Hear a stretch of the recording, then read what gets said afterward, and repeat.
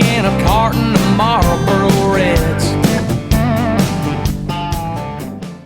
All right, what's going on, everybody? My name is Hunter Thomas Mounce. This is the Folks Like Us podcast. Today's episode 5. We've got my buddy Garrett Biggs in the house. What is yeah, man.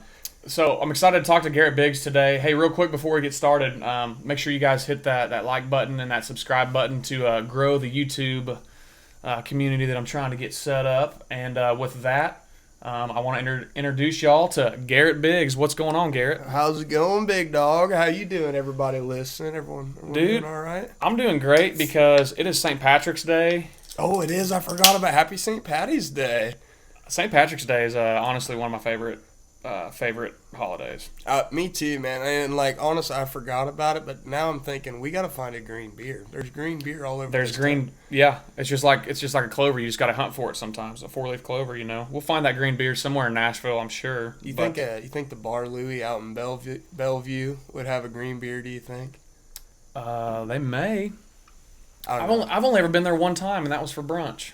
I honestly end up there quite a bit. So okay. You know about their burger deal on Tuesday, don't you? Dude, me and JB hit it up a lot. It is good. They do a half off burger on Tuesday, but you hit it during the happy hour, and they do a $3 sidecar, whatever it is. A la carte. A cart, yes. And dude, I tell you what, I'll leave there. Couple draft beers, couple shots of JMO, and a burger and fry. $25. Wow. Tough to beat, man. Tough to beat. Damn So, it. long story short, let's go do that. Okay. All right. Cheers to you, bud. Hey, guys, real quick. So, obviously, this is Garrett Biggs. I introduced him, but I want to tell you a little bit about what he does. Garrett is a country artist here in Nashville, Tennessee, and he's originally from Illinois. That is correct, man. Illinois. Yep. And he's put a bunch of music out. So if you guys have Apple Music, Spotify, iTunes, any of that stuff, YouTube especially, go check him out. He's got he's got 1 or 2 videos that are over the 1 million view mark. And, man, he's just doing a lot of really big things. And I'm so excited to talk to him today and introduce you guys to him so you can follow along with his journey because it's going in this direction here. So. Oh, it's going one way or another, bud. It's going one way. So... man, I always start off by asking, what was it, first of all, what was the name of the town you grew up in, and what was it kind of like? Yeah, so I grew up, I'm from East Central Illinois, in the middle of a bunch of cornfields and bean fields, a little town called Casey. So it's spelled Casey, but to the locals it's KZ. Oh, okay.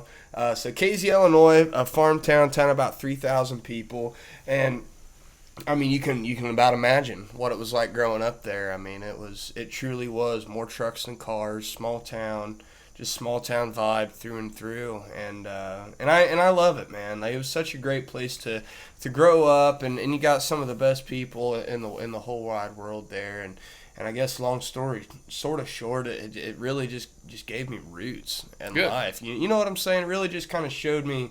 Rooted me in those beliefs, and I love it, man. That's who I am today, and I'm damn proud of it. Oh yeah, man, that sounds exactly. That's the exact way I feel about where I came from. I'm from a town called Pleasant Hill, Missouri. It's about 25-30 minutes south of Kansas City, and it was a little bit smaller than your. Well, you said 3,000 was how many you had? Yeah, give or take somewhere around in there. Yeah. So it was actually a little bit bigger. It's 6,000, 8,000 range, but very small town. And you're making your own fun around there. Yeah, no doubt. And at one time, it was the biggest chicken, dairy establishment in the whole country. Like they were shipping out eggs and shit. I'll be damned. Chickens, all that stuff. You guys are keeping the country going. Yeah. So our high school mascot is the Roosters. The Roosters. So Pleasant. Did you say Pleasant Hill? Yep, Pleasant Hill Roosters and Chicks. I love that. Now, see, that's small town. That's how you know. No doubt. The Roosters. That's great. Hell yeah. So what was the main business in KZ? Was it farming, or was it like cutting down trees? Was it logging? Was it what was it? Well, growing up, I mean, it's a farm town. It's okay. a farm town. It's corn and soybeans, but the roots of the town actually comes from oil. So north of town. Actually, I played my first show up there ever at a one-room schoolhouse. They turned it into a burger joint.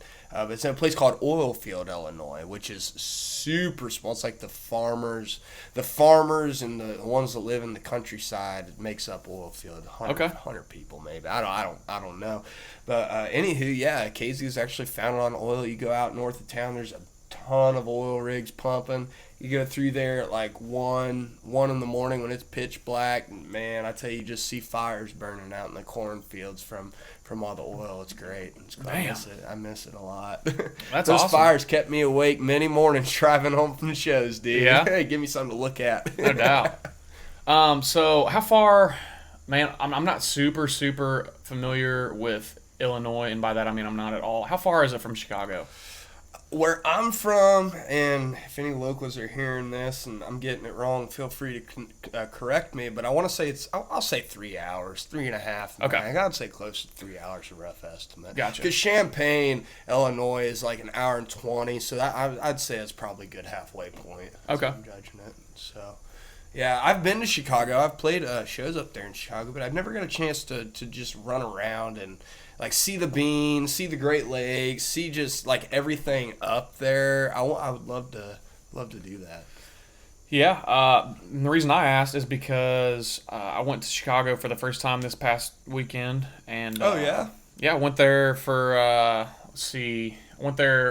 played a show on Thursday at Emerald Isle.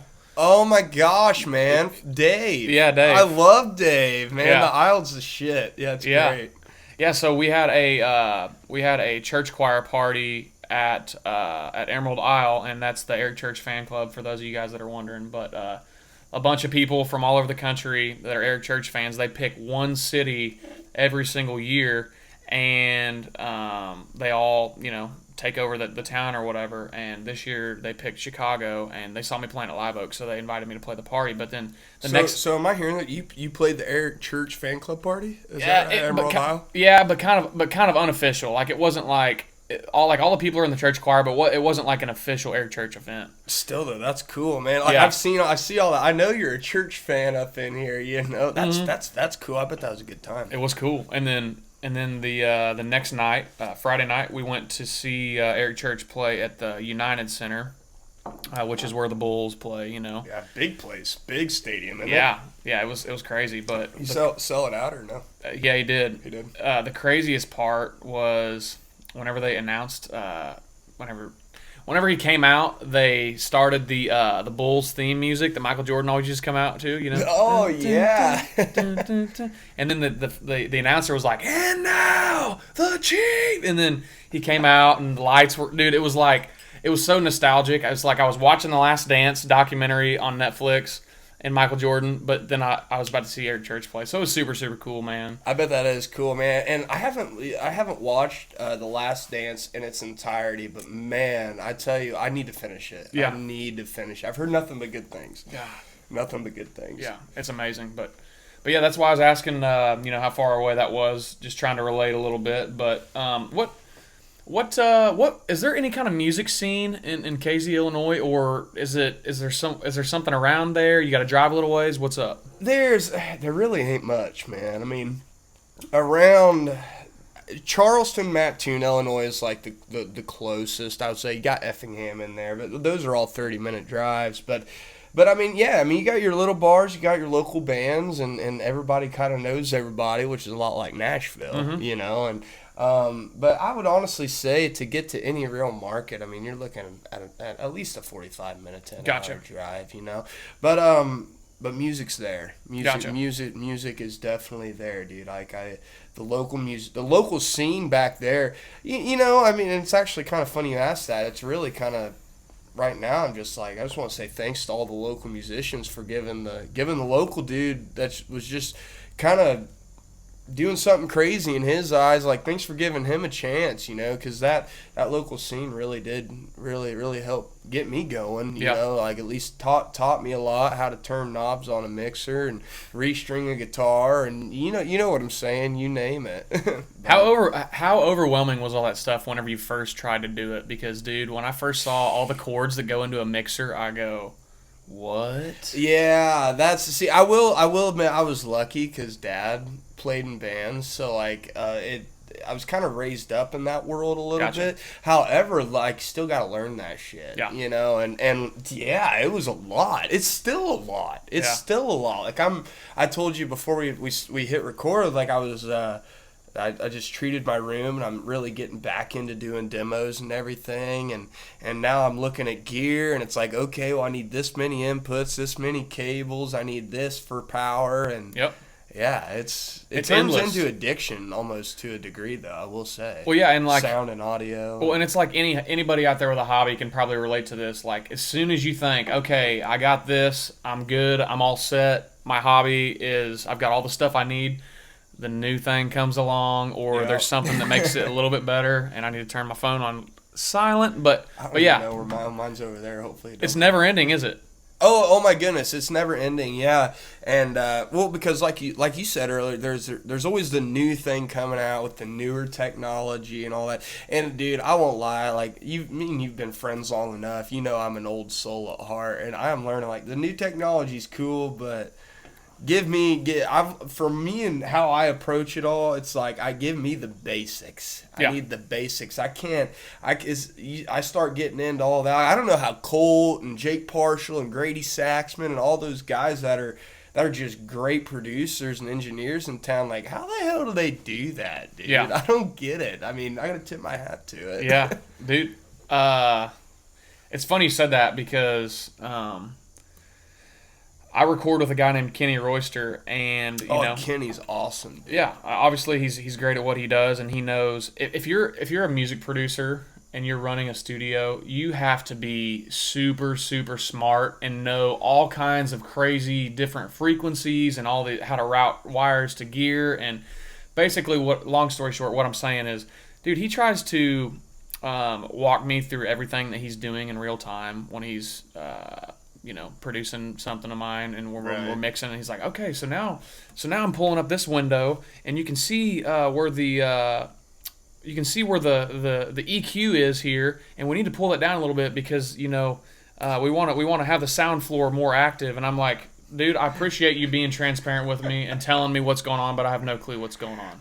We got to get the sound floor more active. Now, Kenny, you're going to have to message me and tell me what the hell that means. And that's paraphrasing because I probably messed that up, but I'm like just trying to think of something crazy he's trying to explain to me, and I'm like, dude.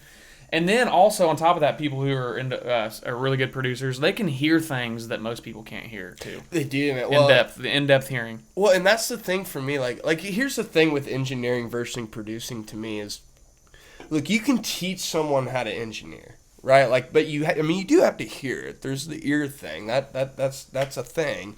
But producing, like, how do you teach someone to produce a record? How do you teach someone to do that? Like, I've been doing these demos, and I'll tell you right now, like, I can hear production, but I don't hear it like these guys in town, dude. I mean, they hear. It's pretty cool. It's pretty cool to just hear what their brain can just hear right off the bat. You know, like I don't know. Can you give like and not to put you on the spot, I'll try if you can, but can you give them like a quick summary of what a producer or what production actually is? Because a lot of people hear that and they go, okay, that's a guy in a studio, and that's how I felt when I didn't know what it was. I don't know if this is like correct, but to me, I would say, like, you have your engineer, like we're saying, you have your producer, and that producer is, I mean, he's the head honcho. I mean, he's the boss. Like, we need steel here. Okay, I hear what you're doing there, Mr. Steel Player, but we need more of this vibe.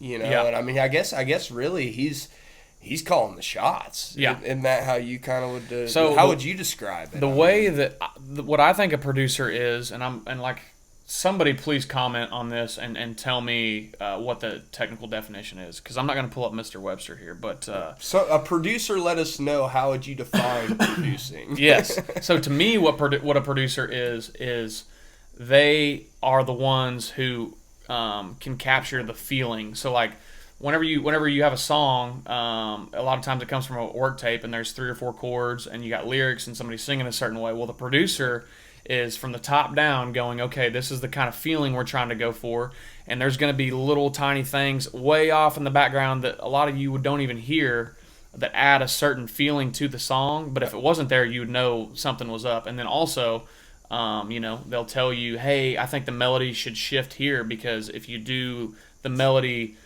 different right here and you emphasize a word differently, that's going to make the listener feel this way about the song.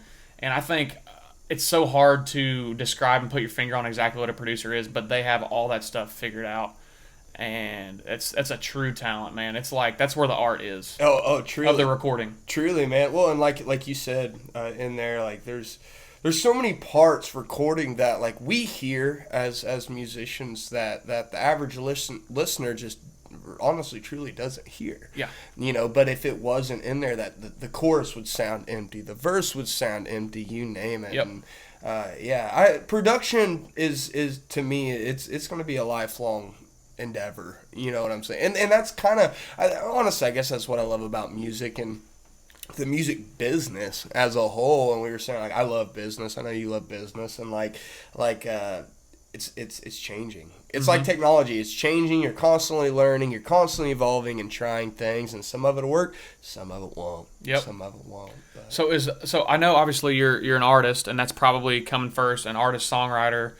Singer songwriter, but are you kind of wanting to get into some production stuff on the side? Is that something that's a passion of yours, or are you just trying to do demos mainly? I mean, at the current moment right now, it's more of like, man, if I could just get good at producing demos, save me a few bucks here and there, of course, 12 months, that'll really add up kind of thing.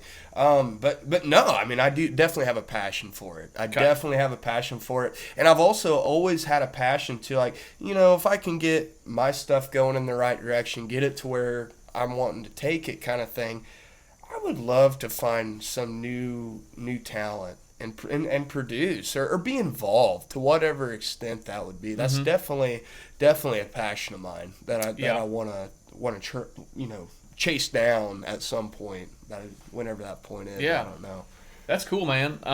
You definitely strike me as somebody who is always wanting to learn something new and expand your knowledge. And if that is taking on new endeavors like production, then that's the thing to me is. And this is just outside looking in because I'm not a producer or know anything about audio in general, but to me, it feels like if you got good at making demos, that you could probably get better at co-producing your songs with, hey man, I'm thinking this right here, I'm thinking if we put this right here, that'll add to it. It probably gives you, kind of gets your wheels turning in that headspace more of, knowing how to navigate your sessions when you're recording your stuff too. Oh, 100%, man. Like, just you start to hear those little nuances and everything, and even just my producer's Colt Caparoon, and I remember the first song we did was "Break Up," and that was 3 or 4 years ago now. But I'm just thinking back to then, and after spending hours in the studio with Colt, I mean, I tell you, it rubs off on you. Yeah. It really does. And I tell you what I love about it is it for me personally, it's a lot like being in the writing room. Is you're in there pretty much writing, but it's just thinking about it just a little bit different. Yep. But you're still looking for that right part that's not too much, that's not enough. It's right in the middle. It's what it needs, what the song needs. So that's what I love about production. That's awesome, man.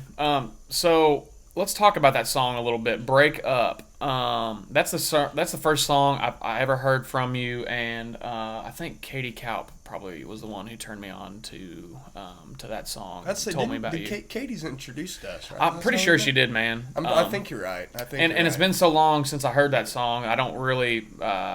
To be honest, but I know it's great, but I feel like I remembered hearing you talk about the reason you wrote that song was because you were going back to Illinois all the time, trying to hang out with this girl and like trying to make the long distance thing work, and you loved her a lot, but it just didn't. That's my memory. You're right. I'm actually really surprised that you remember that. Yeah. No, you absolutely nailed it. When I first moved to town, so I've actually moved to Nashville twice at this point in my life. I moved here right after high school, a couple months, and I was in a serious relationship with a girl back home at that time. And I mean, she's great, man. She's really sweet. She's gonna go really far in life, and I wish her nothing but the best. But But yeah, I mean, we were trying to do the long distance thing, and we ended up breaking up in the middle of that. I was still down here. I was working actually not far. You know the gun club, not far from your house. The Royal Range. Nope, that's right over by my house, though. I got you. Yeah, the one off of County Hospital Road. Exactly. Yeah, exactly. I love shooting clays at that place. It's like a golf course. So I used to work there, man. When I first moved to town, I haven't been out there since I've been back. So we should definitely do that. But yeah, so we broke up while I was working there, and I guess long story short, moved home, figured myself out really more, and moved back here, and now I'm engaged to another girl. So I mean, it's crazy how life works, but yeah, as far as breakup goes, man, that's a true story, front to back. You listen close enough, you can hear what kind of car my ex drove in high school. So there you go. Hell yeah.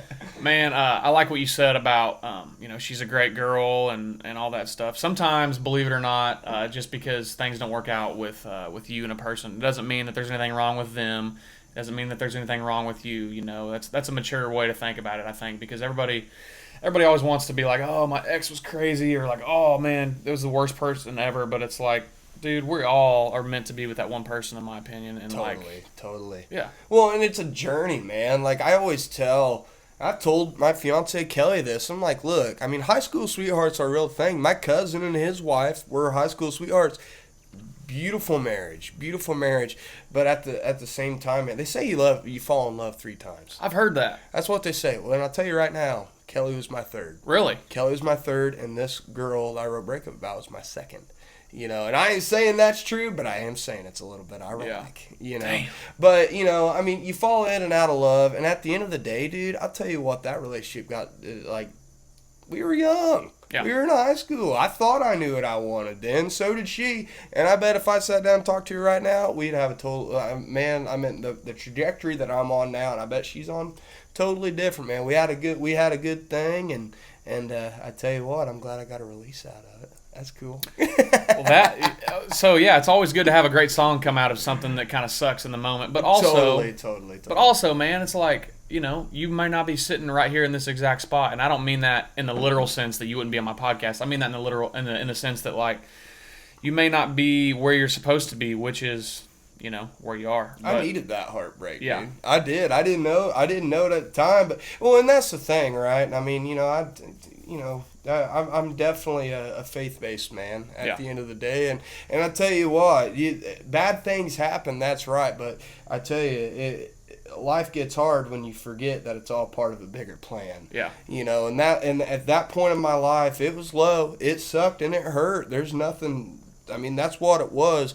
But I needed that, and it was all part of a bigger plan. Yeah. Like, how much did you learn from something like that? As hard as it was, and like how much better does that make you treat your current lady, knowing that you finally got something that's solid and steady, and it's like, hey, I've lost people before, I don't want to lose you, kind of thing, maybe. Oh yeah, totally. Well, and like I tell you, back then, dude, I was about, we'll say, senior in high school. I was dreaming. I'm still dreaming. Yeah. A senior in high school, graduating, about to move to Nashville. You can imagine where my head was. You had shit figured out, dude. You knew everything. I thought I did. Damn, dude. I thought I did. But no, you're absolutely right. And that's, the Bible talks about life moving in seasons, and it truly does. And that's what Dad taught me growing up. I mean, and that's just how it is, dude. Yeah. That's just truly how it is. So, no, very thankful for that time of my life. And, I wish that girl the best. And I think things ended up exactly how they were supposed to. I know she's going to do great things. So, yeah, more power to her. Yeah. So you got the whole, you fall in love 3 times in your life. It's got me thinking that oftentimes I'm number 2 for some of these ladies, dude. Because I'll have a good thing going with one, and then they're like, hey, I don't really have time for this. I actually can't date anybody right now. And then the next person they get with, they marry them. So it sounds like you're number 2. I'm the number 2, dude. Got to be patient, man. Hey, I tell you what, Miss Kelly, she walked in. I mean, it sounds crazy. She walked in. I was praying for her. I really was. I was lonely, dude. I was praying for her, and she walked in at the perfect time. But that doesn't mean I was expecting her to walk in when she did, But, here we are, and I'm gonna be a married man in 6 months. So That's awesome. Where y'all getting married at? Bardstown, Kentucky. Bardstown, Kentucky. So she's from Springfield, which isn't too far from there. And I love, man, if there's anybody listening from Kentucky, holy shit, you have a beautiful state. Oh my God. Yeah. I mean, it is just, and obviously Bardstown's the bourbon capital of the world. You know, I love me some bourbon, you know, and beautiful country out there, man. I'm excited for it. Hell yeah. Are you? Let's see. Have you ever played around Bardstown in any? I've played in Bardstown. Okay. Actually, are you familiar with Bardstown? Did you play at the Old Talbot Tavern or whatever? That's where I played at. but something tells me that's real close to where I've played. It's the oldest bar in U.S. history. It's 2 years. Really? 2 years after it was 1778 was when it started. So 2 years after the founding of this nation. Yeah. That's so cool. What's it called? The Old Talbot Tavern. Talbot Tavern. Talbott. Yeah. Talbot Tavern. And cool. they have actual records of Abraham Lincoln and no way. And Jesse James both being in there. Yeah, they have record of it. Yeah. I assume it's not hanging up out front. Surely they sell T-shirts with like the two of them sitting having a beer. It's like they kind of make a joke out of it. All right, but it's a cool spot. It's like a dungeon, dude. Miss Kelly's gonna have to take a trip because I'm gonna see that. That's cool. So Mammy's Kitchen. That's what happened. If you know where Mammy's is, I feel like I've heard of that maybe, but it's really cool. I've never had their food, but like the back, whatever. Half of it is a restaurant. It's like a diner restaurant, you know, home cooking. I've heard it's really good. And in the back they have a really nice bar, man. A really nice bar. Played a few shows there, and yeah, I enjoy Bardstown a whole lot, dude. Yeah. It's Talbot's cool. Tavern. I'm going there. That's great. Check it out, man. So if I had to compare it to something as far as like what kind of building it is, it almost reminds me of like a Alley Taps or like a Skull's Rainbow Room. It's like I would dig that. It's like a stone like cave kind of almost thing. Like a speakeasy vibe. Yeah, almost like something that could last since the founding of this nation. It's got to be something like that for it to last that long. It's not a building. True. It's like a damn cave. I don't know. It's crazy. That's my kind of vibe. Have you ever been to Old Glory here in Nashville? Old Glory Distilling? I've heard of it. Oh shit! No, I don't think it's. No, you're thinking that's north of town. Old Glory Distilling. That's like Clarksville. Yeah, that's yeah. I've always wanted to go there though. That looks really. Have you been there? I have not. That's just what I thought maybe you were talking about. But somebody's telling me about that. Tell me about this Old Glory place. Oh, I don't know much about it, but Kelly took me there. What was it? I mean, it's probably been a couple years. COVID messed my internal clock up, man. I tell you, I've been telling everyone 2021 was a blur, and I'm realized that we're actually in 2023. Am I right on that? You're 2022 right now. It is 22. I saw. Okay. Oh my gosh. Now I'm really confused. Here's why. Well, here's why I say that. I saw someone posted on Instagram that there was their bank statement said 2023. Okay. So now I'm really confused. Maybe the banks are giving us some clues about some shit, dude. Well, anywho, I digress off that. I guess I got that just really. So, it's all good. I was thinking about that before I came here because I would have swore that I had that right. Yeah. Yeah. Oh well. Oh, it's like Chris Stapleton's got a song about it. You know, was it 25 or 26? But in this case, for you to be, was it 22 or 23? I guess so. Well, here it's just 2022, bud. 2022. We're trying to make it a good year, man. You got any cool shows on the books that you're playing this year, or is this an exciting year for you? Yeah, man, for sure. Yeah, we got a lot in store. We're excited for. We just announced the show that I'm stoked about with Tracy Lawrence up there in Illinois, Paxton, Illinois. I think it's the September 17th. Okay. I think so. A couple more. Just announced another with Tyler Braden out there in Dallas. I'm excited about. And, Dallas, Texas. Oh yeah, right. Okay. Dallas, Texas. That's correct. Ferris Wheeler's Backyard Barbecue. So come on out. It's a law enforcement appreciation event. So yeah, dude. Really excited to be a part of that one. Just because, I mean, how could you not want to be a part of that? You know. Yeah. So, but yeah, lots in the works. New songs coming. All that good stuff. So good. Man, so we were talking a little bit before the red light turned on the video here, but can you? So, like I said, Garrett's got a pretty good thing going on YouTube. He's got a couple videos that have a ton of views. Could you maybe just, if you're willing to share, just dive into like kind of what kind of work has gone into having success at that? Because that's something that a lot of people don't have much success at. That's a tough thing to do. It's weird, man. It's really, really weird. First off, I'll say thanks to the fans for just loving on the stuff. I mean, you couldn't do it without them clicking it, you know, and that's really the goal, right? Is to get them to click. But you know, that's a tough question. Yeah. It really is, because there's, at least to me and the way my brain works, there really is no rhyme or reason Gotcha. to it. But I could say that for me personally, I do a lot of pacing around the house, man, and it's just constantly, and I think you'll know what I'm saying, where it's just constantly thinking about, like, how can I push this? How can I market this? Who wants to see this? How, you know, and just kind of thinking, like, okay, like, what can I come up with to give this? You already believe in the song. You already believe in the video. You wouldn't, I mean, that's obvious, right? You've put that work into it. Now it's just like, well, how do I get it in front of people outside of my hometown? You know what I'm saying? So, dude, that's funny, because the easiest thing in the world to do is believe in one of your own songs, but the hardest thing in the world, and this is just my opinion, is figuring out like how to get everybody else to appreciate it in that same way. And oh my gosh, yeah, because you nail it. I get so frustrated when people are like, "Man, just keep at it. It only takes that one song." And it's like, dude, I've had 3 or 4 songs that I thought were that one song, and I cannot crack the code. It wears you down, man. Yeah. It really, really does. Well, and I mean, it's the music business. I mean, that's to be expected. But, no, I completely agree. Like, how do you crack the code? Yeah. What is that? Well, and in today's music industry, too, we were talking about this before the red light started blinking as well, was today, I mean, because there's just so much entertainment. Yeah. Nowadays, from videos to songs to you name it. We live in a digital entertainment world, you know, so it's like, okay, it was tough before.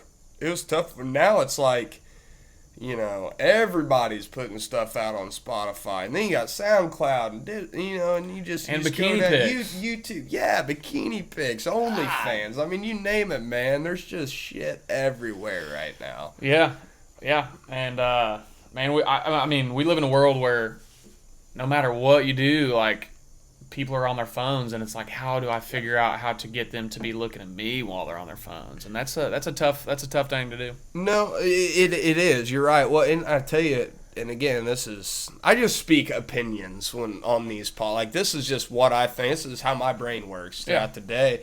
And like, for me, what I kind of love about it at the same time is, like, it kind of, for me as an artist, it kind of makes me think a little deeper of, like, okay, there's music everywhere. They don't have to look for that. How can I connect with them? How can I, like I know for me, like, I'm a small town guy. That's what I believe in. Like, okay, how can I connect to those people? What do those people want to hear? And I'll sing to them. You know what I'm saying? I do. It's because Nashville's all about reaching the masses. Yeah. And I get that. But at the same time, the masses may not like every song I put out or I want to put out.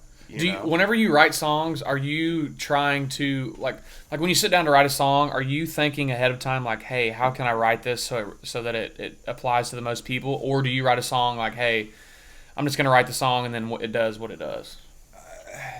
To be honest with you, it's kind of 50-50. Okay. And I try and keep it there, because, I mean, the business part of me is thinking, okay, like, I want to be a dad, man. Like, I'm a musician and I'm enjoying where I'm at. We were talking about contentment earlier, and like, I'm cool with that. But at the end of the day, the goal is, like, I'd like to have 3, 4, 5 mouths to feed. And so when you start talking about that, like, that's where I'm like, okay, like, how can we reach the masses? How can we do that? But I think the roots and the foundation is like, okay, here's who I am, here's what I believe in, and to be honest with you, I'm just kind of at that point of life, like, I'm gonna focus on that and worry about that later. You know what I'm saying? Yeah. So that's fair, man. These days, especially, whatever money you make, you got to split with the landlord, and then you've got to split with the feller at the petroleum station, making the gasoline. Oh my So, goodness, man! I took my car. I usually drive a Nissan Sentra, so it gets pretty good, 35, 37 miles a gallon. It costs me about $40-$50 at the pump right now, depending on where you're at, which is nuts because it was 20 earlier. And so I've been driving this my van around town, and I got thinking, I'm like, damn, dude, I'm at a quarter of a tank right now. Maybe actually it might be an eighth of a tank, and I was like, that's smaller than a four. Yeah. Okay, that's gonna be like $100 to fill up, $120 to fill up. buddy, I think it may be more than that. I hope not. Oh, maybe 120. Up there in Illinois, this $4.65 in Illinois right now. Bro, I got gas that was $4.59 in Illinois, and it was after I was trying to navigate the toll roads. What's up with the toll roads, you were up there by bro? Chicago. You were up there. Yeah. Are they high right now? What's that? I haven't been up. I'm not gonna lie, dude. I love Chicago, but I know how that shit is up there. That shit's expensive. Like, shit's good 2 hours south of there. Like, it gets a lot cheaper. So what's funny about Chicago is, like, it's a total pain in the ass trying to get up there because of all the toll roads. Like, I went through like everywhere. 6 different tolls. I'm waiting on a ticket from one of those, by the way. I know they won't. You can't dodge the toll here because it's got the gate that comes down like you're driving into an apartment complex. But right. So it's a pain in the ass to get up there because you got to pay all the tolls. But I'll tell you what, dude, and much to my surprise, going out in Chicago is actually cheaper than going out in Nashville. Is it really? Yeah. What's a beer up there? A beer, and I'm talking on average, but like a beer was like $3-4 most places. Well, I'd say it's dollar or two cheaper than here. Was it in town? $5 on average. Well, it depends what part of town we're talking about. Because at I'm Tootsie's, thinking Demumbrian. Okay. I'm thinking Demumbrian. I know Live Oak. They'll do those $3. Well, Live Oak is an exception. I don't know. Shout out to Live Oak. That's No a good. I don't know why they're treating us so well, but I guess they maybe know that we're poor musicians. But they give a shit. That's they why do give a shit. Hasten and them give a shit. But yeah, dude, they charge $9 for a bottle of Miller Lite at Tootsie's right now.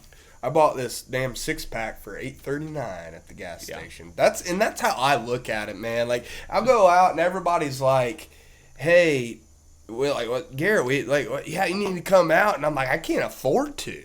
Trust me, I want to, but like, I like drinking, dude. And I tell you what, that's $50 every time we dude, do it. It's $100. All right, guys. Well, got to level with you there. One of my cameras ran out of battery, so we had to take a break for a quick second. But yeah, we're back here with Garrett Biggs, and he was let's see here. We were just talking about if we go to Live Oak tonight, we're wondering if there's going to be any green beer. But we were also talking about how if we were unsure of going to a place with green beer, how we'd probably just buy one of those Mio things and drop it in the drain. I ain't gonna lie, it's probably gonna be. I'm gonna find. I mean, we've already started the night here, and I think Hunter will say I haven't been holding back on my hanging out. Yeah. There's another song, "Holding Back on the Hanging Out." I'll write that down, and I'm gonna put your name next to these. Holding back. Have we ever written a song together? No. Hey, we need to, dude. We are long. We can get something country as shit. I know. It'd be fun. And I actually was going to ask you this earlier, and I forgot because I just lost track of time, or lost track of what I was trying to say. But a really good friend of mine the other day was saying, "Bro, you got to write with Garrett because we wrote the other day, and you guys would be perfect writing together." I love that. My friend Frankie Jean, he used to live in this house with me. He said that y'all wrote long time ago. Been a minute. Okay. Been a minute. I think so. Frankie Jean. Where's he write at? So, he's got a publishing deal. He's the guy that makes the neon signs. Yes, I remembered. I went over there. It's right next to the listening room. Yes. I can't remember that. Yes, dude. Love Frankie. We had a time that day. Like, yeah. We were just hanging out. Next thing you know, we're like, dang, we got a song. Yeah. And I liked it too, man. Yeah. He's awesome. He was so psyched about that. He goes, "Bro, have you written with this kid?" And he's like, "You guys would be perfect writing together." And last time he said that, he hooked me up with my friend I didn't know at the time, my friend Reese Phillips, and we ended up becoming like best friends and you saw go. music in the same way, and so he's been a pretty good matchmaker for the old tunage. So Shout out to Frankie, man. We're due Yeah. for hell. Me and you and him ought to just get together because it's been. I mean, hell, I wrote with him a month and a half. yeah, it's ago, probably but been probably 2 months at this point. But let's make that a thing, dude. 'Cause Yeah. that would be really fun. be That'd cool. It'd be really fun. So tell these people real quick. So songwriting in Nashville. Tell them how important it is to enjoy the people you're writing the song with, as opposed to only being in the room with somebody because of their talent level. Oh my gosh, man, we're gonna enter into Is that not true? conversation. Yeah, it's so true, man. It's so true because like, right, songwriting's technical. I think you'll agree. Like but it's technical, but it's not. Yeah. You have to say because it's like it's our song. We can do whatever we want with it. But then there's the format and all that kind of stuff. But I've noticed, especially like the last couple weeks, you know how I mean, writing's like a roller coaster. You'll get like 5 great songs this week, and then the next, you know, might get you'll be down here, just won't be feeling it, and the next you're back up here throwing out. You can't get enough lines out in the week, you know, and yeah, I mean, so and it's really nice when you get in the room with those people that you just vibe with, you know, because I've noticed it's like if you get along with them, and you honestly just. I guess really honestly that just get along and hang out, and it doesn't feel like you're even really working. Next thing you know, you're out of there an hour and a half and you got something you're more happy with than if you would have spent 5 hours in another write. Mm-hmm. You know what I'm saying? I mean, I don't know. I mean, you write songs and everything. What's that experience been for you writing and everything? I'll just say that nothing crushes my songwriting dreams faster than being in a write that I don't want to be in with people who are just like super egotistical about it. Because like yes, dude. Holy crap. I'm a like. Sometimes I feel like I'm a good writer and I've got it figured out, and then other days I feel like I don't at all. But the people who seem to think that like they're like God's gift to songwriting, it really irritates me because like none of us know the lines that's the right line, but we all know when the right line hits because we all light up and go, dude, that's the one. And you know when it's right. Yeah. When it's right. Yeah. Yeah. You're right. Yeah. So like what I'm trying to say is I like to write with people who I enjoy hanging out with. Like, even if we weren't writing a song, I would still like to be hanging out with them in a room. And that's Totally.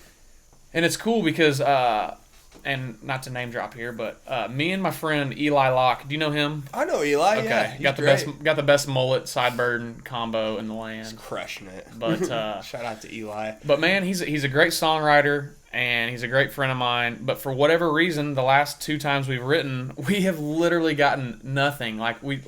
I don't even think a verse, and but we've had like the best time hanging out. So like it's not something that I'm like, let's do it again, man. You know, because at the very least you're hanging out with somebody. But well, and the magic it'll come. Yeah, it'll come. Songs are where you chase after them and you catch them. You catch them a lot of times. I mean, sometimes it's a great song. Sometimes it's a good song, but. I mean, and that's what, honestly, you know, this last year or so has really showed me. It's just like the creative process is the best when you don't try and box it in. You got to let it be what it is, you know, because the way this person's going to see it, me and you could come up with the same line right now and with the same melody and with the same lyric and everything, and I'm gonna sing it different than you would, and I'm gonna hear the production different than when you would. I would say that for me it's gonna have heavy drums, heavy guitars, really rock and roll, and I feel like, you know, your vibe it's gonna really push, but it's gonna have more of that country element to it, that traditional country element. So moral of the story is music's subjective. Yeah, it's so subjective, and that's what I tell, you know, folks will ask about. You know, have you sold your songs yet down there in Nashville? And it's like, I think about it a lot. I'm like, well, you know, the last time some yes, some no, but that's because you catch someone, if they argued before they left the house, it's going to affect their taste in music that day, and maybe that's a really broad way to look at it. But like that, to me, that's what it comes down to. Yeah. You know what I'm saying? It's so subjective. Dude, Every day. Yeah. I like how you said that the creative process, it's something you can't really put in a box.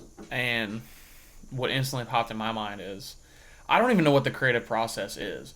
Like if this, like let's say the creative process was like an animal that I spotted in the wild. I would look at that animal and I would go, I've never seen that before. I don't know what the fuck that is.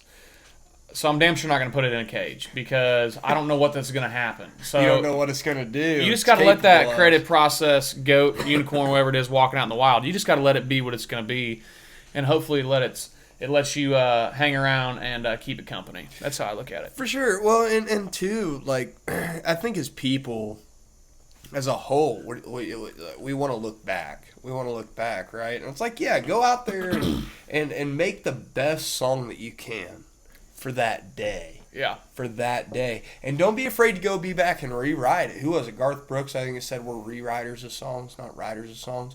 And it's true. Don't be afraid to go back and rewrite the song and make it better. But at the same time, don't spend the whole year looking back on those 50 songs that you swore were a hit that nobody liked. Damn. You know, because like if nobody liked them, is it a hit? Yeah. No. You know, so I don't know. That's I always try and like, you know, I want to focus and do the best I can for that day, but I also want to do the best I can for that day and just constantly look forward, man. Keep going forward. You know. Yep. Live in the moment when writing the song, but then after that's passed, then get on to the next thing. Yeah. Well, and like we're saying, it's the creative process. It's a process. That song might be great, and to be honest with you, the way the music business works, it could be a hit. Yeah. It could be a hit. You could have written a number one hit song that's going to make you $200,000, but it might be 3 years from now. Yeah. That song might be a hit. Or 40. Or 40. Dead ass, dude. Maybe you wrote a traditional country song and you got to wait for that country music circle to come back around to the, you know, to traditional side, if you will. And then Sam Hunt uses it as a right behind a drum loop. And it's a number one later on, 60 years later, whatever that was. Yeah, you never Here know. Stands the Glass. How long know. ago was that? Shit. 50s? 60s maybe? Yeah. I don't know. I should probably know that. And there's going to be traditional country purists that are going to be like, wow, can't believe you didn't know that. But I mean, I'm right there with you. But it's a long time ago. A long time ago. And I guarantee you his family saw a check show up in the mail and they went, wait, what? You know, so. Yeah. No, I get it, man. Totally. Yeah, that's super cool.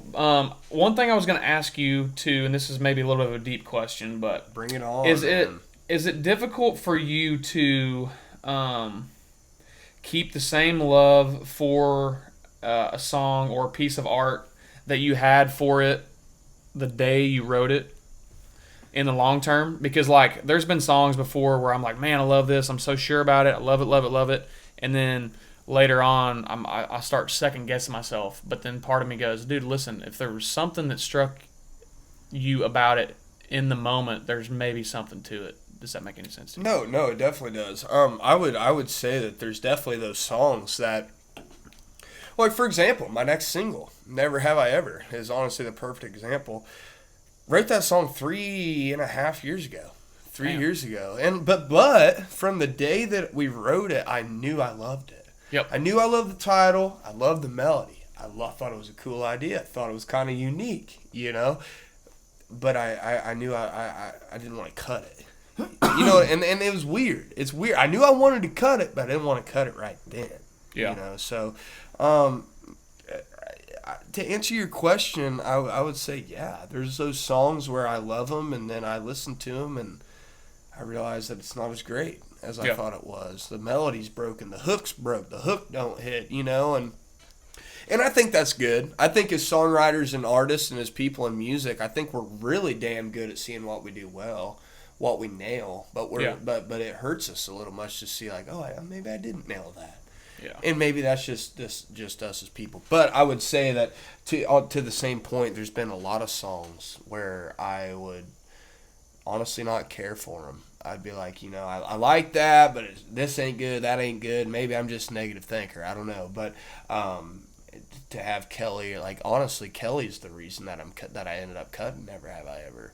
She goes, hey, like, that's the song. That's the song. Like, you need to, And she she knows me better than anybody, and she's like, "Hey, I know you're brushing over that," but you couple that with that feeling, like you're saying, of always loving the song. And you're like, okay, let's give that a go. I've always had a gut feeling with it, if you will. But no, and honestly, I think taste changes too. You'll write a song and you'll hear it a certain way a year later that maybe it's more classic kind of vibe, whereas before you were hearing it more modern like. Yeah.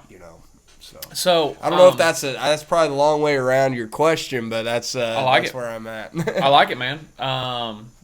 That's just, again, back to the creative process part of it is like, to me, that's part of the creative process is something hitting you 3 years later going, actually, I'm gonna go back and give that a second look because totally something, for some reason, is hitting me, and that's super cool. So I'll tell you what, how about you play a song, Never Have I Ever, if I'm not putting you on the spot. Hey, let's do it, bud. Do that, because that's a song that you didn't really think much of and then came back to later and then ended up loving cutting, because you got to love it if you're going to put it out, I assume. So obviously you love it now. And then if you don't mind, I'll play a song that I didn't really think much of when we wrote it, and then now I love.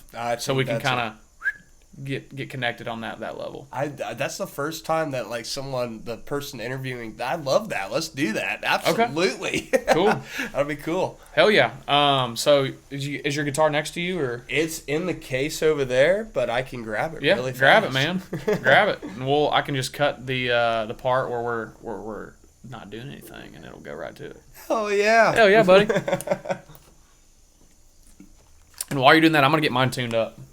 Cool, man.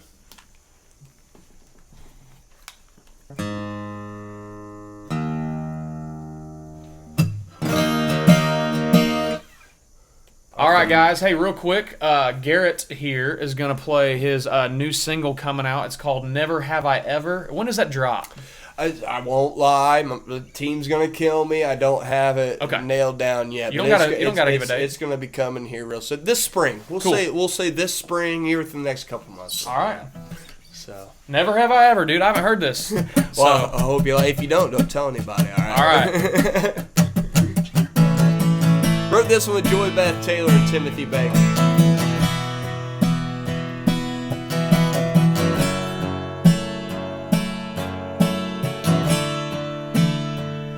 Don't know what I was thinking, calling you up, I've been drinking. I just had to tell you something, just in case you've been wondering. It don't hurt as bad as it did back when we first called it quits. I'm doing fine getting over you. If you really want to know the truth, well, never have I ever drove by your house to see whose truck's in my spot now. Never have I ever woke up in a cold sweat, reaching for you in an empty bed. Never have I ever blacked out on a bar stool, drowned in whiskey, trying to forget you. I could keep on lying and say I found somebody better, but never have I ever. It might have caught you off guard, picking up the pieces was the easy part. That's my story and I'm sticking to it. I'm doing better than I thought I'd be doing. Never have I ever drove by your house to see whose truck's in my spot now. Never have I ever woke up in a cold sweat, reaching for you in an empty bed. Never have I ever blacked out on a bar stool, drowned in whiskey, trying to forget you. I can keep on lying and say I found somebody better, but never have I ever.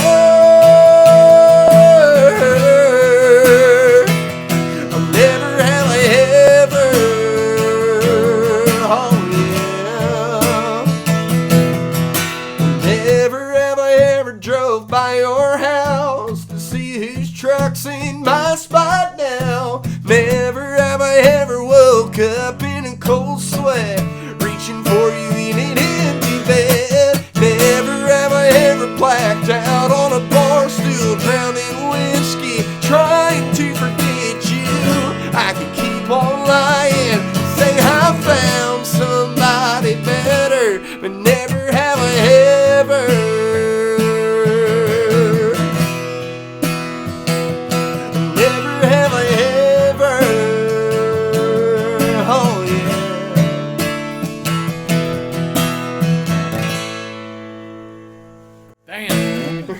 I love it. And then when I hear the twist on the hook of, if you ask me if I found somebody better, never ever, because it's just a really, really cool twist. Well, thank you, buddy. Thank you. Yeah, that's awesome. And Joy Beth Taylor is one of my favorite writers in town too. Oh, one of the best. I know y'all are like really, really good friends, but yeah, she's great, yeah. man. Yep, she's great, dude. I've had so many good times with old JB. Of course, we used to live together, so you can imagine how many beers we drank in our day. Hell yeah. Yeah. Well, I believe it's your turn, man. I believe it's your turn to play us a little something. All right, so this song, man, it's always hard for me to figure out how to really tell people what this song's about. But best way I can describe it is one day I got real frustrated. I was looking around and all my friends were getting married. They were buying houses. They were driving new vehicles. They were having kids. And, sometimes it just feels like the world's kind of moving on without you. And That's cool. And, I was talking to my friend Nick DeLeo, and I was like, listen, dude, I just, are we messing up by not doing all these things? And he said, listen, dude, we came here with a certain mission, and that was to chase our dreams. And, we may not be doing what everybody is doing right now, but, at some point, we're going to get our own. So, and then also that day, shout out to DeLeo too, man. That's a good friend right there. I mean, that's encouragement. That's cool. Cool. And then also he said, also, man, today whenever we were doing roofing, me and Nick Halstead, we saw a Bronco driving by, and it was like it was only the little sport version. Nick Halstead goes, well, saddle broke the Bronco, talking about how shitty that little Bronco is, the little sport version, and he goes, hey, you can use that with Hunter at that ride tonight if you want. The classic Broncos are better. Let's just say well, dude, that Bronco, the full size one that they came out with is pretty sick. The new one, it's pretty sick. But the little sport version, it's like a Kia.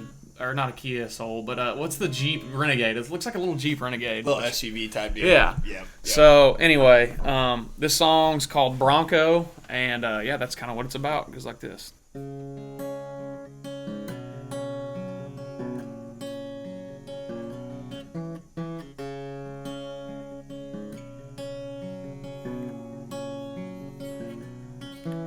Who wouldn't take 3 home-cooked meals, the kids and the dog in a 40-acre field, growing old and holding hands until it comes our time? A company man making a hell of a wage, and he's all set up once his hair turns gray. Hats off to you, you're doing things right. Some people call that living the dream, but I guess I'm just a different breed. The saddle broke the Bronco and took him out the wild. Once you pin him up, that's the final ride. You're sitting there itching, wondering what's on the other side. I'll take 4-piece bands and one-night stands and chasing white lines all across this land. It's the only way to feed the beast way down deep inside. The saddle broke the Bronco. The saddle broke the Bronco.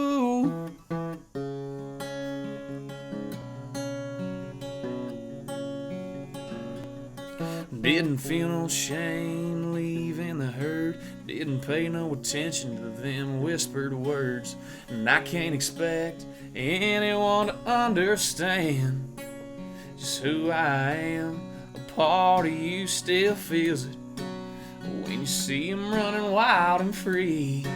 And that same unbridled spirit that you once wanted to be. The saddle broke the Bronco and took him out the wild. Once you pin him up, that's the final ride. You're sitting there itching, wondering what's on the other side. I'll take 4-piece bands and one-night stands and chasing white lines all across this land. It's the only way to feed the beast way down deep inside. The saddle broke the Bronco. The The saddle broke the bronco. Let's ride.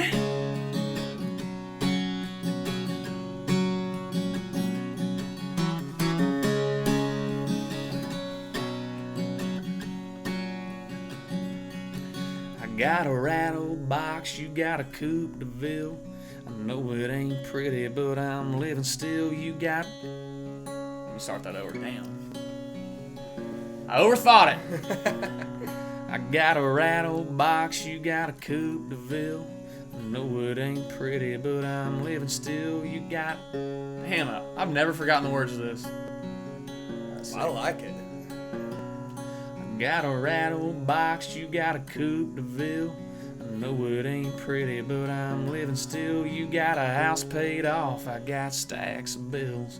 I know it ain't pretty, but I'm living still. Yeah, your time is money, mine's time to kill. I know it ain't pretty, but I'm living still. You got bread on your table, someday I'll get my fill. I know it ain't pretty, but I'm living still. The saddle broke the bronco. The saddle broke the bronco. The saddle broke the bronco and took him out the wild. Once you pin him up, that's the final ride. Just sitting there itching, wondering what's on the other side.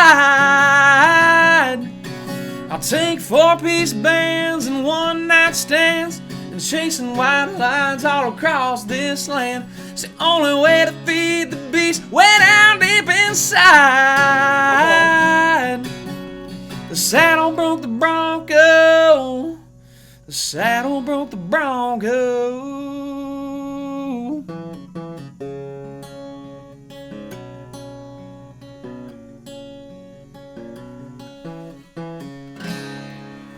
Forgot the damn words to it. I love that, dude. Hey, the saddle broke the bronco. When you said Halstead said that at first? Halstead said that, and he said, hey, DeLeo, you can pitch that to Hunter later. That's awesome, man. Well, and you got it. Damn, you did it really, really good, too. The saddle broke the bronco.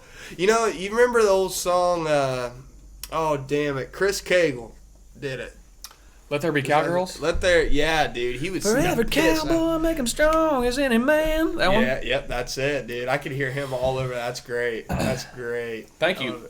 But yeah, man, so the reason I said that song kind of relates me to you is because the day I wrote that with DeLeo, he was super hyped about it. He's like, man, this is such a good song. And I was like, oh, yeah. But in my head, I was like, well, whatever. And then... as bad as it is to say, I had studio time and it was coming up very quickly. And I didn't really know what I was going to cut. I was like, man, I guess I'll cut that song, Bronco. You know, I don't have anything else to do. Dude, I'll show you the recorded version whenever we get off of here. But man, it's my favorite song I've ever recorded. And it's just crazy how like. It's got a really good vibe, man. It feels good, you know. Like when I hear that saddle broke the bronco, the saddle broke the bronco. Like I don't know, that's vibey. Well, thank you, man. And dude, I mean, back to you. Like that, Never Have I Ever. That's a really really damn good song. And like I said, I like the smart songwriting because you know it's talking about all these things that you're lying about, but then at the end.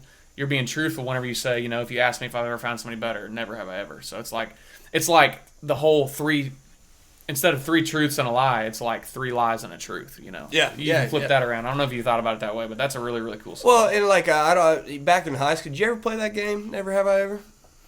You ever play that? Is that the one where you take your damn... You don't got to strip clothes or anything, do you? That's how it was for us. Okay, all right. Well, maybe it was. No. I mean, you could do it. I mean, there's different ways, right? You could take a drink if it's at a party, take a shot, or you can play a little strip. Yeah. Yeah, exactly. So that's and now it's a card game, like an actual card game. Of course, that's not how we were looking at it back in high school. Yeah. But yeah, it was based off that game. So, but yeah, no, I appreciate it, man. I really, really do. Be on the lookout for it. It's coming out here soon. Yeah. So. Are you and again, you don't have to spill the beans because I know you got a team and stuff that's helping you with this. But do you have any plans to do like a video or anything for it? Or Most likely, Okay. absolutely. Be on the lookout for a music video Okay. for that as well. Yeah, all that stuff's coming. All that. what stuff's coming. what's the name of your on YouTube? Is it just Garrett Biggs and that's it, or is it like Garrett Biggs Music? To be honest with you, that's a really good question. I think it's The Biggs Music is my username, but like I don't know. You know how you can have your username, but then you can put in like a name that shows up on the actual. Yep. Like I think if you just type in Garrett Biggs, it should pop up. It's either going to be Garrett Biggs or The Biggs Music. one Okay, of the two. so That's if you really go bad. on YouTube, bud. it is Garrett Biggs. So that's 2 T's and it's 2 G's. Garrett Biggs, and his latest music video is "Cheers to the Beers," which I was supposed to be in that music video, but I dropped the ball that day. I just couldn't make it out there to the damn farm. You It's out there. invited It's a me. good 30 minutes out from here. You know what I'm saying? It wasn't Chapel Hill. Was it Chapel Hill? No, it was out there. We recorded that out there in Burns. Burns. Yeah, Okay. run 40 West. Okay, Yep. so I run out at Montgomery Bell all the time. That's where I run a lot of my trails. Yeah, past And, that. Yep. Yep. So Burns, Tennessee. Yep. Familiar with that.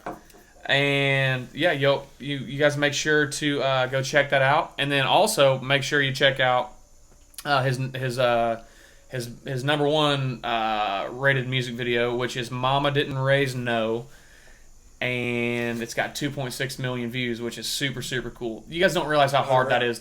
That's a super super big accomplishment. I mean, and this isn't me playing comparison, but like my biggest video has like 10 or 15,000 views. So like on YouTube. So that's a huge accomplishment. So y'all show him some love on that. Thank you, everyone, for getting it up that Yeah. high. That ain't me. That's you guys. Let's just set that record straight. Yeah. So that's amazing, man. It's honestly just it's such a pleasure to be living in Nashville and to have friends It is, like dude. you. And we're not even really close. To be honest with you, me and Garrett have not really hung out much at all. But you know, I can tell just by talking to you that you're somebody that you know, me and you would hit it off instantly. So I hope we become better friends after this, man. Absolutely. I was literally about to say, like, now I know you're 10 minutes down the damn road, dude. On the record, let's make it a point. Let's go. Let's get together. Because, see, we met early on in town. Yeah. Early on, and I will say 2017 probably? Hunter Mounce has always been one of those people that's always been no bullshit. You know what you're getting, and you can trust this son of a bitch. So I appreciate that, buddy. I love you, man. I really do. Right back at you, bud. I love you too, and I'm just really really excited about what you got going on, man. And Thank you, man. I believe in you. I really do. Last minute plugs here. Where can the people find you on all the socials? Yeah, so we're all try and be all over the socials, Yep. but the username, whatever they're calling it now, tag is at Garrett Biggs Music, 2 R's, 2 T's, 2 G's at Garrett Biggs Music. Yeah, that's the standard thing. I think YouTube and Twitter's the Biggs Music. I don't use Twitter, so Yeah, I stick quit to- Twitter. Yeah. Twitter got a little too negative. What is Twitter? It got so anymore? negative, bro, that I became a very negative person just by looking at Twitter. So I was like, I'm actually not gonna look at this anymore. I mean, this is a whole new conversation, but I will say, if I could throw my damn cell phone in Percy Priest and turn around and walk away, I'd do it in a heartbeat. Yeah. I really would. Let's go back to sending letters. It was a better day back then. Yeah. But, yeah, at Garrett Biggs Music, where can we find you, your podcast, you as an artist? I mean... Yep. So I am Hunter T. Mounce on all platforms. It's last name is Mounce, Mounce. It's spelled like bounce with a on it. Bounce with an M. Yep. And then this podcast that you're watching on YouTube right now, this podcast is on YouTube right now, but it's also on Apple Podcasts and Spotify, and I'm gonna get it up on Amazon and all that other good stuff too. But just make sure that you follow us on social media so that if you're curious about us playing a show in your area, you'll know when we're doing that. And also, you can shoot us a message to ask if we will play a show in your area. Which you should definitely do. Yeah, by and the we're both very very responsive to our fans. So if you shoot us a message, we'll get right back to you. And we just really want to thank you guys for supporting independent musicians, because we're doing a lot with not as many resources as some of the big artists that you like to listen to, which I like to listen to as well. 100%. Yep. But man, there was something else I was going to ask you. Your social media stuff. I can't think of it for some reason. I can't think of it. It was right there until it wasn't. It was right there. It was right there. But yep, y'all know where to find him. Make sure you guys check out Garrett Biggs. And, buddy, I really appreciate you coming on today. Hey, thanks for having me, man. It's good to catch up, too. We were due just to visit and hang out. And again, thanks for having me on. And thank you guys for tuning in. Hopefully we'll see you real soon. Yeah, so. And we'll have to do another episode whenever this thing gets a little bit bigger. We're only on episode 5. Maybe you can come back when it's like episode 105 and it's got like a couple million viewers or something. Well, hey, you got a question to ask me, so that calls for. I do, and I'll be thinking about it, and I'm sure as soon as we get off of here, I'll remember the question. Oh, that's how it generally works. Yeah. But with that, guys, it's been episode 5. Garrett Biggs, y'all give him some love, and if you would, make sure to like the video, subscribe if you're watching on YouTube, and then if you're on Apple or Spotify.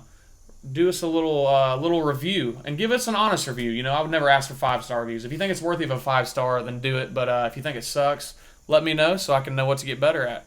See y'all next time. Thanks, y'all.